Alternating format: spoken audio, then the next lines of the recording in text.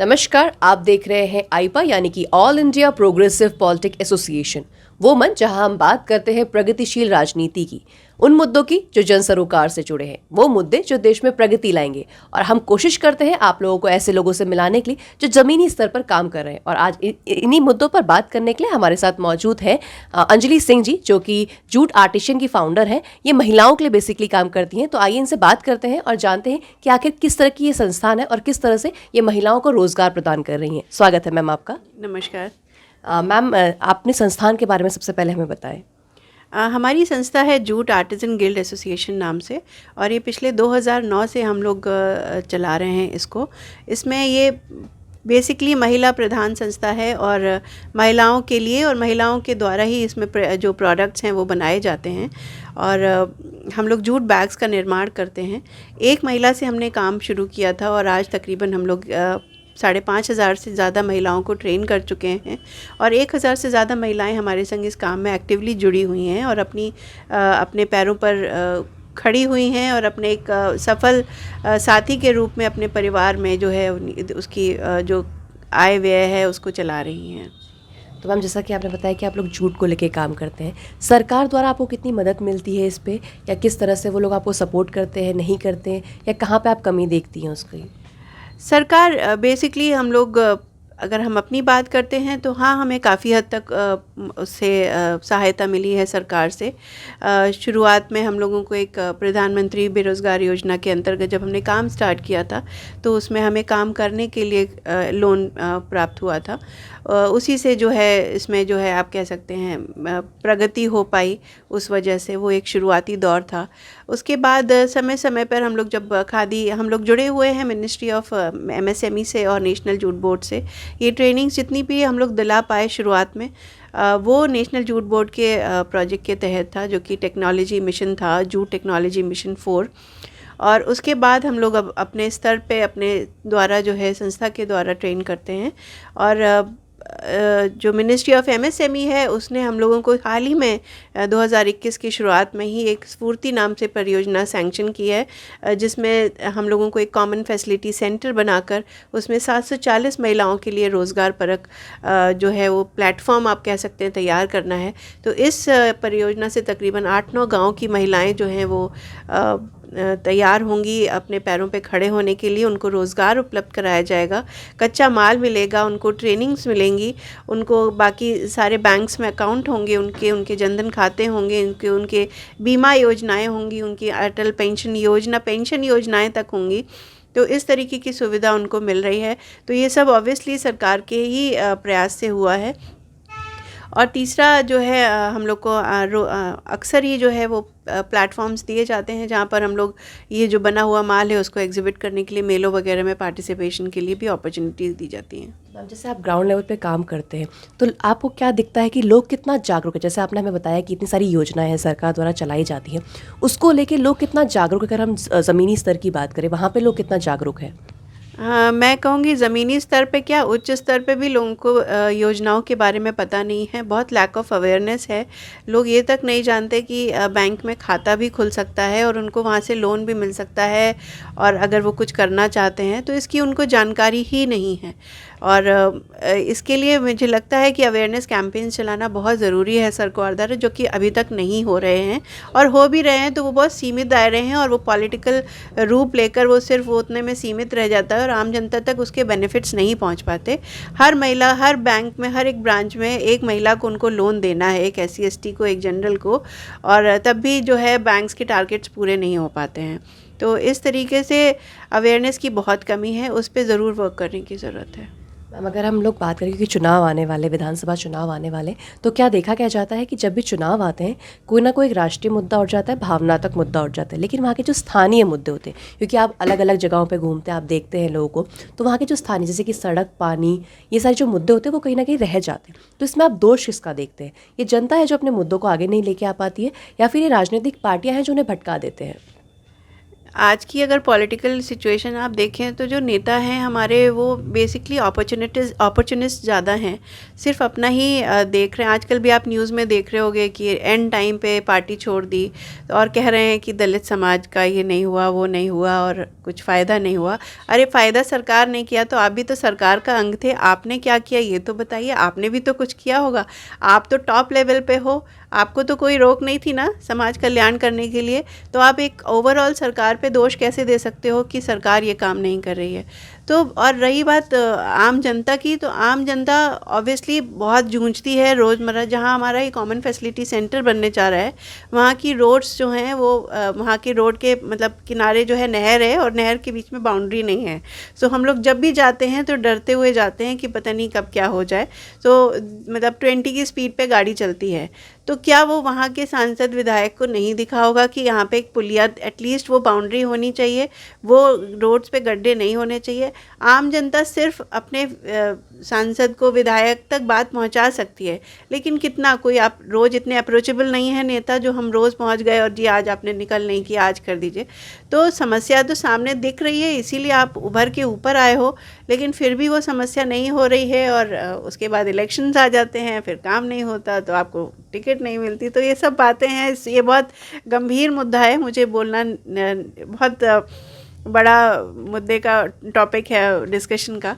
So overall बात यह है कि अपॉर्चुनिस्ट से ज़्यादा उनको सेल्फलेस होके काम करना चाहिए। राजनीति में आप आए हैं, आपको इतना बड़ा अपॉर्चुनिटी मिली है समाज सेवा करने के लिए, राष्ट्र कल्याण करने के लिए, तो आपको जो है आगे बढ़ के वो एटलीस्ट कुछ मत करो, आप जो करना है करिए, लेकिन इतना तो कर दीजिए।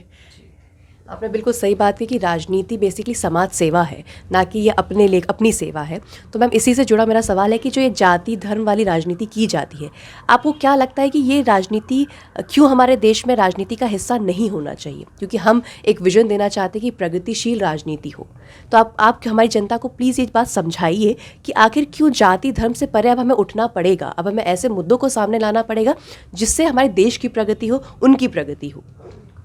ये बेसिकली ये काम फिर मैं कहूँगी आम जनता तो कर ही सकती है, लेकिन उन मुद्दों को इतना ज़्यादा हम पर हावी कर दिया जाता है कि ना सोचते हुए भी हमारे दिमाग में वो बातें आ जाती हैं कि नहीं ये हिंदू है, ये काशी का वो हो रहा है, मुसलमानों के लिए कुछ नहीं किया, और मतलब मुस्लिम्स के लिए कुछ किया तो अरे ये पॉलिटिकल एंगल दे देते हैं, मतलब करो तो भी बुराई, ना करो तो भी बुराई। तो वो इस तरीके से प्रेजेंट किया जाता है कि आम जनता कन्फ्यूज़ हो जाती है, कहती है जो हो रहा है होने दो, हमें वोट करना है हम कर देंगे, जिनको नहीं है मन वो नहीं करते हैं।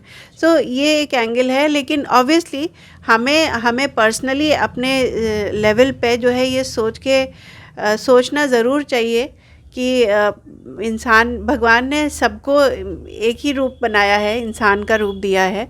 तो आप हिंदू मुसलमान होके अल्ट में पैदा भी आप अकेले ही हुए थे और जाना भी अकेले ही है, तो सबका बराबर है, उसमें कोई नहीं कि मुसलमान जाएगा नहीं हिंदू चला जाएगा या जो भी वोट है वो। तो इसलिए इस मुद्दे से ऊपर उठ के हम लोगों को सोचना चाहिए, अपनी बात ऑब्वियसली अपने जो डायरेक्ट आपका जो लिंक्ड नेता है, परिनेता है, उसको उस तक पहुंचानी चाहिए, और हर काम में खुश होना चाहिए कि मंदिर हो तो भी, मस्जिद हो तब भी, गुरुद्वारा है तब भी। अब जब कोई गुरुद्वारा जाता है तो उसको अरे गुरुद्वारा चले गए, लगता है इलेक्शंस आ रहे हैं तो उनको खुश करना है।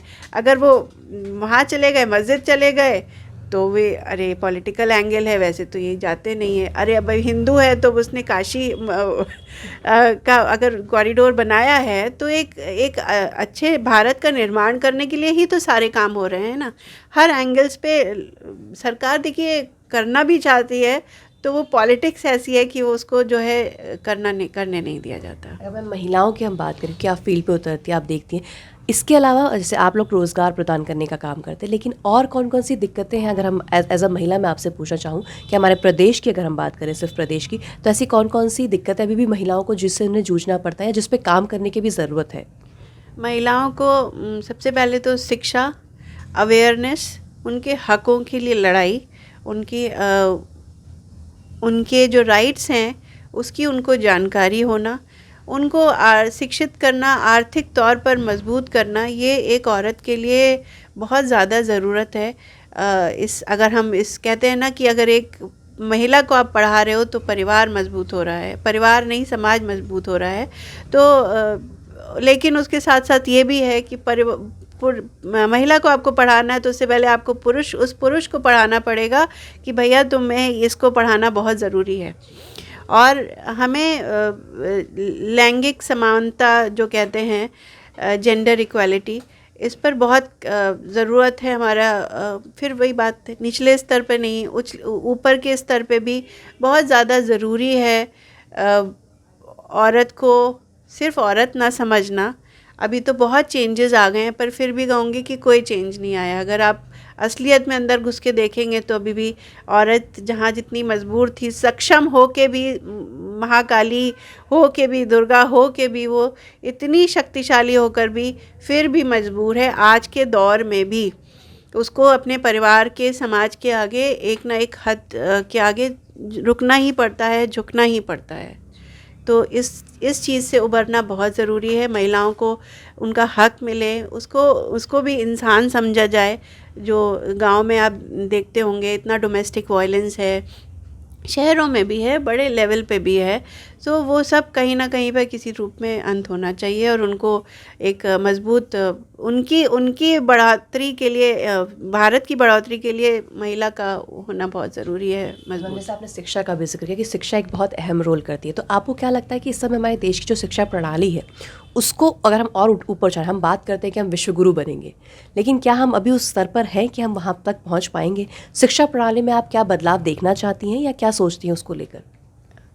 उसमें हम बेसिकली शिक्षा अभी हम बन सकते हैं, हम महागुरु बन सकते हैं विश्व का, लेकिन हमें अभी बहुत निचले स्तर से काम करना पड़ेगा उस लेवल तक पहुंचने के लिए। लेकिन ये बहुत इम्पॉर्टेंट काम है जो कि होना चाहिए और सरकारों के लिए एक अहम मुद्दा होना चाहिए ये काम करने के लिए। अब अगर हम चिकित्सा की बात करें, क्योंकि हम लोगों ने कोरोना की 2 लहरें देखी, बहुत लोगों ने अपनों को बहुतों को खोया, उसके बाद भी अब क्योंकि तीसरी लहर आ चुकी है, आपको क्या लगता है कि हम कितना तैयार हैं या हमारे लेवल पे क्या, जनता के लेवल पे क्या कमी हो रही है उसको देखते हुए, और उनको क्या प्रिकॉशंस लेने की ज़रूरत है ताकि इस लहर से हम उतना अफेक्ट ना हो जितना हम 2 लहरों से हुए हैं पिछले? देखिए, इंसान अपनी गलती से ही सीखता है। जो उसने पहली और दूसरी में की थी उसी से वो सीख कर अपने आप प्रिकॉशंस लेगा। आप कितने पुलिस वालों को खड़ा कर देंगे, कितने डंडे चला लेंगे, कितने लॉकडाउन लगा लेंगे, अगर हमारे अंदर से हमें नहीं पता है कि हमें मास्क लगाना है तो हम नहीं लगाएंगे। तो इसलिए हमें आप ये काम जो है मेरे ख्याल से मुझे लगता है आम जनता पे छोड़ देना चाहिए। अगर उन्हें वो लगाएंगे तो सुरक्षित रहेंगे, नहीं लगाएंगे तो भुगतेंगे। तो डिसीजन उनका ही रहने देते हैं कि वो क्या करना चाहते हैं। आप कितने पुलिस वालों को आप खड़ा कर लेंगे? क्या एक घर में एक व्यक्ति के पीछे आप पुलिस दौड़ाएंगे कि मास्क लगाओ? और आप बच्चे तो है नहीं, जनता हमारी जान की बात है। तो इसलिए हमें इस मुद्दे को जो है जनता पर छोड़ देना चाहिए मेरे हिसाब से। जो तुम्हें करना है करो। मैम, तो फिर जाते जाते, क्योंकि ये प्रगतिशील मुद्दों की हम बेसिकली ये मंच है जहाँ पे हम चाहते हैं कि राजनीति का हिस्सा बने ऐसे मुद्दे, तो इस मुहिम के बारे में आप क्या कहना चाहेंगी? जो हम कोशिश कर रहे हैं, हम चाहते हैं कि जनता जागरूक हो, हम चाहते हैं, हम ऐसे लोगों को इस मंच पे लाना चाहते हैं जो अपनी बातें रखे ताकि जनता तक वो बातें जाए और वो चीज़ें समझे। तो इस मुहिम के बारे में आप क्या कहना चाहेंगी? बहुत अच्छी मुहिम चला रहे हैं। इससे जो है छोटी छोटी बातें, जैसे पता नहीं मैंने कहीं कि नहीं कहीं, पर वो बातें शायद उठ के किसी न किसी लेवल तक, किसी कानों तक पहुंचेंगी और हो सकता है वो एक साकार रूप ले सके, शेप ले सकें और कुछ परिवर्तन आ सके। इन्हीं छोटे छोटे एक बूंद बूंद से सागर भरता है। उसी तरीके से शायद हर किसी के बातों से किसी के आइडियाज़ होंगे। जैसे मैं अगर कहूँ अपनी बात, तो हम लोग MSME माइक्रो एंटरप्राइज़ हैं। तो हमारे लेवल पे अब आप इतने SHGs डेवलप करने की बात करते हो, सेल्फ हेल्प ग्रुप डेवलप करने की बात करते हो। महिला काम करेगी, महिला ग्रुप में काम करेगी, महिला प्रोडक्ट बनाएगी, तो उसका प्रोडक्ट बेचेगा कौन? उसकी भी बात सोच लीजिए। आप अगर उसकी बात करें जेम पोर्टल की, तो उसमें सिर्फ 3% हर गवर्नमेंट ऑर्गेनाइजेशन को निर्देश है कि सारी परचेज़ में 3% जो है वो एक माइक्रो एंटरप्राइज से होना चाहिए।